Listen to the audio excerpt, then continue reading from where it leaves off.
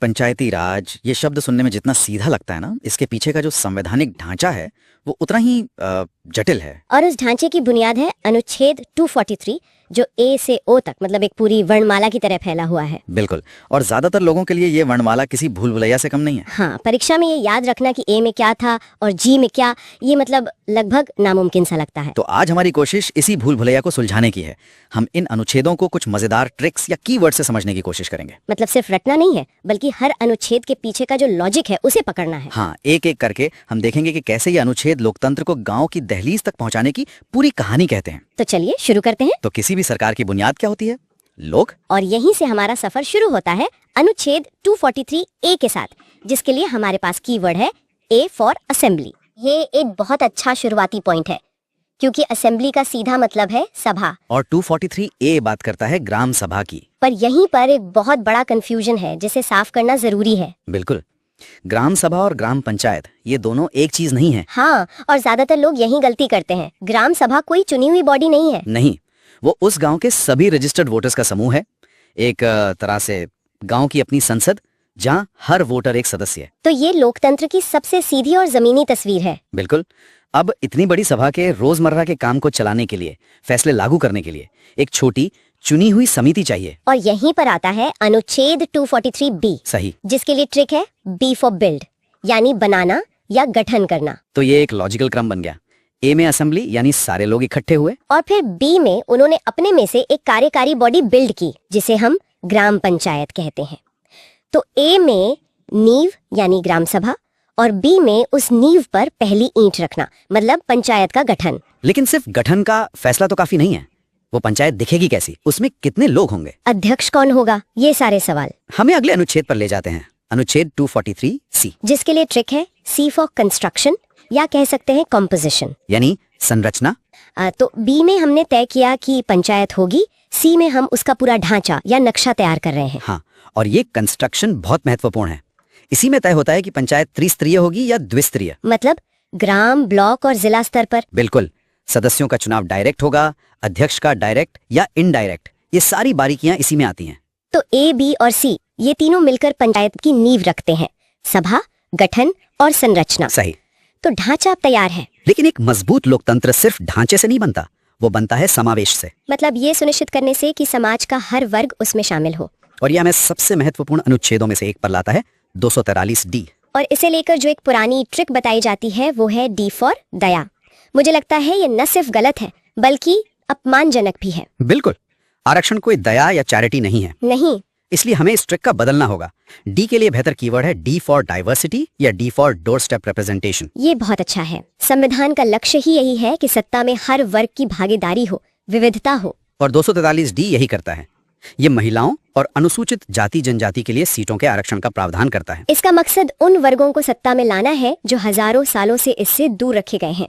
ये दया नहीं, ये एक संवैधानिक अधिकार है। ठीक है, तो हमने पंचायत बना ली, संरचना तय कर ली और डाइवर्सिटी के सिद्धांत को भी लागू कर दिया। पर ये पंचायत काम कब तक करेगी, इसका कार्यकाल कितना होगा? ये सवाल हमें सीधे ले जाता है अनुच्छेद 243 ई पर। और इसकी ट्रिक बहुत सीधी है, ई फॉर ईयर। ईयर यानी साल, और साल जुड़कर बनता है कार्यकाल। तो 243 ई पंचायतों के 5 साल के कार्यकाल की बात करता है। ये 5 साल की अवधि स्थिरता और जवाबदेही दोनों के लिए जरूरी है। लेकिन क्या हो अगर कोई सदस्य इस पद के लायक ही ना हो या जीतने के बाद अयोग्य हो जाए? उसके लिए भी प्रावधान है अनुच्छेद 243 एफ में। और इसकी ट्रिक शायद सबसे आसान है, F for fail. F for fail, हाँ ये तो याद रहेगा। जो सदस्य कुछ तय शर्तों को पूरा करने में फेल हो जाता है, मतलब जो अयोग्य है, उसे पद से हटाया जा सकता है। इसमें उम्र, दिवालियापन या दूसरे कानून के तहत अयोग्यता जैसी शर्तें शामिल है। तो अब तक हमने पंचायत की नींव रखी, सदस्य चुने, कार्यकाल तय किया और अयोग्यता के नियम भी बना दिए। लेकिन अब सबसे बड़ा सवाल आता है, ये पंचायत करेगी क्या? इसके पास ताकत क्या होगी? और यहीं से आप देखिए पंचायती राज का असली मतलब शुरू होता है। ये हमें लाता है अनुच्छेद 243 जी पर, जिसकी ट्रिक है g for genius. G for genius. ये कैसे? ऐसे सोचिए कि पंचायत को जीनियस बनाना है, उसे प्रभावी बनाना है तो उसे शक्तियां देनी पड़ेंगी। अच्छा, इस तरह से जी से पंचायत जीनियस बनेगी और जीनियस बनेगी शक्तियों से। बिल्कुल। ये अनुच्छेद पंचायतों की शक्तियों, अधिकारों और उत्तरदायित्वों को परिभाषित करता है। और ये सिर्फ किताबी बातें नहीं है, इसी अनुच्छेद से संविधान की 11वीं अनुसूची को शक्ति मिलती है, जिसमें वो 29 विषय दिए गए हैं। हाँ, वो 29 विषय जो गांव के जीवन से सीधे जुड़े हैं। पीने का पानी, सड़कें, ग्रामीण आवास, प्राथमिक स्वास्थ्य। ये वो काम है जिनके लिए पहले गांव वालों को किसी सरकारी अफसर पर निर्भर रहना पड़ता था। 243G ने ये शक्ति गांव के हाथ में दे दी। असल में सत्ता का विकेंद्रीकरण इसी अनुच्छेद में जिंदा होता है। लेकिन शक्ति बिना संसाधनों के, मतलब बिना पैसे के, खोखली होती है। बिल्कुल। काम करने के लिए पैसा चाहिए, और पैसा कहाँ से आएगा? ये सवाल हमें अगले 2 अनुच्छेदों की जोड़ी पर ले जाता है, H और I। तो पहले H। हाँ, 243H के लिए ट्रिक है H for high tax. High शब्द शायद उतना सही ना हो, पर टैक्स की वर्ड एकदम सही है। सही कहा। ये अनुच्छेद पंचायतों को कुछ स्थानीय कर, शुल्क या फीस लगाने की शक्ति देता है। और ये जमीनी स्तर पर वित्तीय आत्मनिर्भरता की शुरुआत है। और वित्तीय मामलों का अगला पड़ाव है अनुच्छेद 243I, जिसकी ट्रिक है I फॉर इनकम। और इनकम का हिसाब किताब कौन करता है? वित्त आयोग। बिल्कुल। ये अनुच्छेद हर 5 साल में एक राज्य वित्त आयोग के गठन का प्रावधान करता है। और ये बहुत जरूरी है। ये आयोग राज्य सरकार को बताता है कि उसे अपनी कमाई का कितना हिस्सा पंचायतों को देना चाहिए। मतलब बिना इस आयोग के पंचायतें हमेशा राज्य सरकार के रहमो करम पर रहेंगी। हाँ, और उनकी स्वायत्तता सिर्फ कागज पर रह जाएगी।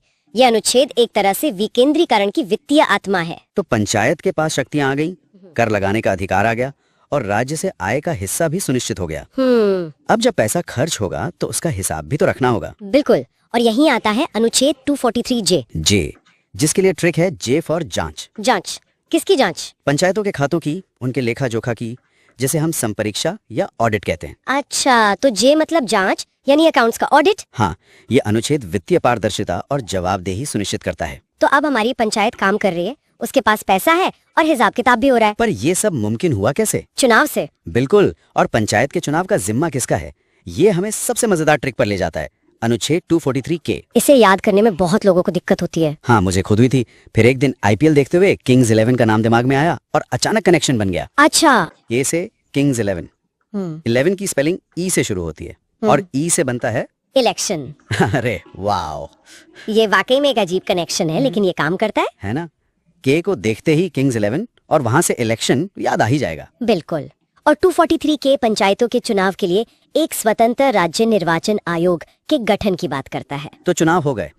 अब सवाल है कि ये कानून कहाँ कहाँ लागू होगा। यहाँ भी अनुच्छेदों की एक बहुत तार्किक जोड़ी है। पहले आता है 243L, जिसकी ट्रिक है L फॉर लागू होना, यानी पंचायती राज व्यवस्था का संघ राज्य क्षेत्रों, मतलब यूनियन टेरिटरीज पर लागू होना। और L के ठीक बाद आता है 243M, जिसकी ट्रिक है M फॉर मना करना। तो L और M एक सिक्के के 2 पहलू हो गए। हाँ, एक कहता है लागू होगा और दूसरा कहता है मना है या कुछ बदलाव के साथ लागू होगा। हाँ, ये अनुच्छेद कुछ विशेष क्षेत्रों जैसे अधिसूचित आदिवासी क्षेत्रों में इस कानून को लागू होने से रोकता है। ऐसा उनकी विशिष्ट संस्कृति और पारंपरिक व्यवस्था को बचाने के लिए किया गया है। इसके बाद 2 छोटे लेकिन जरूरी अनुच्छेद हैं। 243N। ट्रिक है N फॉर निरंतर। ये एक तरह का ट्रांजिशनल क्लॉज है। मतलब जब 73वां संशोधन लागू हुआ तो जो पुराने पंचायती कानून थे वो 1 साल तक निरंतर बने रहेंगे। हाँ, ताकि व्यवस्था में कोई खालीपन ना आए। और फिर आता है हमारा आज का आखिरी अनुच्छेद 243O, और इसकी ट्रिक है O फॉर ऑब्जेक्शन। ऑब्जेक्शन यानी आपत्ति। सवाल है कि कौन आपत्ति नहीं कर सकता? न्यायालय। हाँ, ये अनुच्छेद कहता है कि पंचायतों के चुनाव से जुड़े मामलों में, जैसे सीटों के बंटवारे को लेकर, अदालतों में सवाल नहीं उठाया जा सकता। अब ये सुनने में अजीब लग सकता है कि न्यायालय पर रोक क्यों? सही कहा, लेकिन इसके पीछे एक बड़ा सिद्धांत है। वो है चुनावी प्रक्रिया को अंतहीन कोर्ट केस में फंसने से बचाना। इसका मतलब ये नहीं कि धांधली हो तो कुछ नहीं हो सकता। नहीं, उसके लिए चुनाव के बाद चुनाव याचिका का एक अलग कानूनी रास्ता है। लेकिन प्रक्रिया के बीच में कोर्ट हस्तक्षेप नहीं करेगा ताकि लोकतंत्र का काम चलता रहे। तो ये है A से लेके O तक का पूरा सफर, एक विचार से शुरू होकर एक पूरी स्थानीय सरकार बनाने तक की कहानी। बिल्कुल। तो एक बार अगर पूरी कहानी को फिर से देखें, हमने A से असेंबली बुलाई, B से पंचायत बिल्ड की, C से उसका कंस्ट्रक्शन तय किया, फिर D से डाइवर्सिटी सुनिश्चित की, E से उसका ईयर यानी कार्यकाल तय किया, और F से फेल होने वालों के लिए नियम बनाए, फिर G से उसे जीनियस बनाने के लिए शक्तियां दी, H से टैक्स और I से इनकम का इंतजाम किया, और J से उसकी जांच करवाई, K में किंग्स 11 से इलेक्शन करवाया, L में उसे लागू किया, M में कुछ जगह मना किया, N से निरंतरता बनाए रखी, और O में अदालती ऑब्जेक्शन पर रोक लगा दी। इन कीवर्ड्स के जरिए ये जटिल ढांचा एक तार्किक कहानी में बदल जाता है। लेकिन जाते जाते एक सवाल जरूर सोचना चाहिए। वो क्या? हमने सूबे वाले जी में पंचायतों को 29 विषयों पर काम करने की शक्ति तो दे दी, लेकिन जमीनी हकीकत यह है कि ज्यादातर पंचायतें आज भी वित्तीय और प्रशासनिक रूप से राज्य सरकारों पर ही निर्भर हैं। तो क्या ये संवैधानिक वादा अभी भी अधूरा है? और इस दूरी को पाटने के लिए अगला कदम क्या होना चाहिए? ये सवाल शायद हमारे अगले संवाद का विषय हो सकता है।